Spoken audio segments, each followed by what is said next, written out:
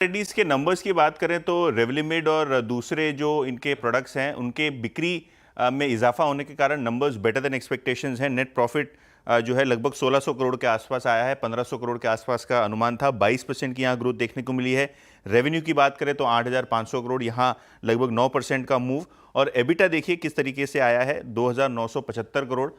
Expectation लगभग 2300-2400 करोड़ के आसपास का था, तो यहाँ अच्छा खासा मोमेंटम देखने को मिला। और मार्जिन्स देखिए किस हिसाब से मूव हुए हैं, लगभग 5% से बढ़ते हुए नजर पड़े हैं। तो नंबर्स की बात करें तो अनुमान से बेहतर, लेकिन हाँ इसके अंदर जो अगर आप कहें तो कंट्रीब्यूशन रेवेन्यू का काफी ज्यादा था, जो शायद आने वाले क्वार्टर्स में ना हो।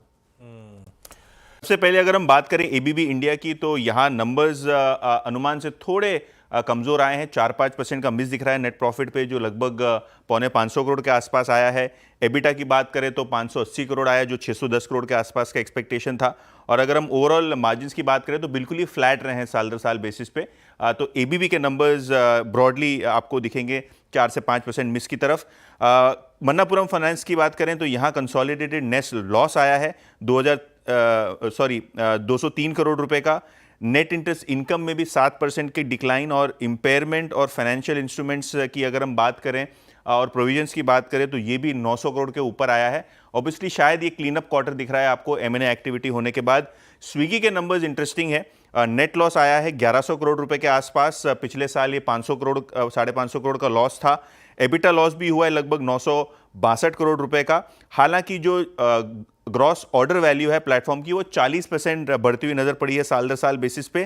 क्विक कॉमर्स बिजनेस जो फूड डिलीवरी बिजनेस है उससे कमजोर आपको देखने को मिल रहा है। तो अगर हम बात करें जोमेटो के मुकाबले तो नंबर्स यहाँ क्विक कॉमर्स के थोड़े वीक हुए हैं। फूड डिलीवरी जीओवी 18% बढ़ी है, और इंस्टामार्ट जो कि इनका क्विक कॉमर्स सेगमेंट है, यहाँ जीओवी लगभग दुगनी होती हुई नजर पड़ी आपको साल दर साल बेसिस पे। आखिर में नवीन फ्लोरिन, यहाँ नंबर्स काफी अच्छे हैं। नेट प्रॉफिट 36% बढ़ा है। रेवेन्यूज की बात करें तो यहाँ 17% का इजाफा, और मार्जिन देखिए साल दर साल बेसिस पे लगभग 7-7.5% बढ़ते हुए नजर पड़े हैं। तो नवीन फ्लोरिन के काफी बेहतरीन नतीजे आपको देखने को मिल रहे हैं। और आखिर में ट्रेंड भी आपको पढ़ देता हूं। नेट प्रॉफिट एडजस्टेड बेसिस पे 300 करोड़ आया है। रेवेन्यू में 28% की ग्रोथ, और एबिटा मार्जिन काफी शानदार तरीके से बढ़े हैं। एबिटा मार्जिन लगभग 15.5% आए हैं, जो पिछले साल सेम क्वार्टर में 14.25% के आसपास थे। बढ़िया है। डील के कॉन्टोर्स हैं, और जैसे आपने कहा कि फ्राइडे को 10% का मूव ऑलरेडी येस बैंक में आ गया था।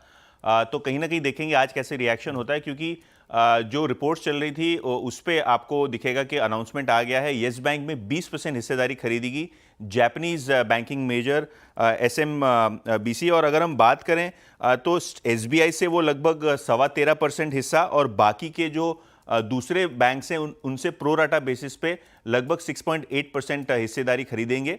ट्रांजैक्शन वैल्यू जो है वो SBI के लिए लगभग 8,500 करोड़ के ऊपर है। और अगर हम दूसरे हिस्से की बात करें तो यहाँ भी आपको 4 से 5,000 करोड़ विविध बैंकों को मिलते हुए नजर पड़ेंगे क्यूमुलेटिवली।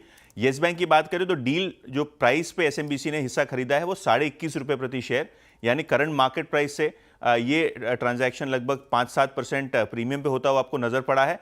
और सबसे अहम बात कि 20% तक शायद यहाँ ट्रांजैक्शन होता हुआ नजर पड़ेगा। आगे SBI अपना हिस्सा बेचेगा कि नहीं ये नहीं पता, क्योंकि उनके पास अभी भी 10% हिस्सा रहेगा। तो क्या ये ओवरहैंग है या सुमितोमो को और हिस्सा यहाँ खरीदना है, ये अभी तक क्लियर नहीं हुआ है। लेकिन हाँ 20% का सौदा जो है अनाउंस हो गया है। कोई भी प्रकार का ओपन ऑफर यहाँ नहीं आएगा।